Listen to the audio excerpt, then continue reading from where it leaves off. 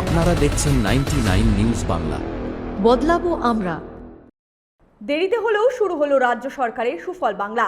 দিন প্রতিদিন বেড়ে চলেছে আলুর দাম। বাজার করতে গিয়ে পকেটে টান পড়ছে সাধারণ মানুষের। বুধবার চড়া দাম থেকে সাধারণ মানুষকে রেহাই দিতে শুরু হলো সুফল বাংলা। আসানসোলের পুলিশ লাইন রোডে এই সুফল বাংলায় কেজি প্রতি আলু মিলছে 25 টাকা কিলো দরে।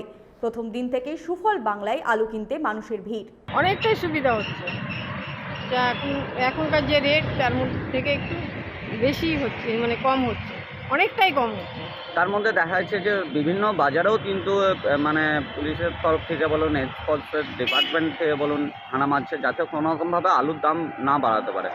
তো বাজারের তুলনায় যে এই কম দাম পাচ্ছেন, কতটা আপনারা মানে যে এখন বাজারের তুলনায় বাজারের জন্য অনেকটাই কম হচ্ছে, অনেকটাই কম হচ্ছে। বাজারে এখন যা যেরকম দাম চলছে আমরা ঠিকভাবে কিনতে পারছি না, আমার অনেকটাই কম হচ্ছে। তো কত টাকা করে আপনারা পেলেন এখানে? এই 25 টাকা করে পড়লাম এখন। আসানসোল থেকে সঞ্জয় যাদবের রিপোর্ট, 99 নিউজ বাংলা।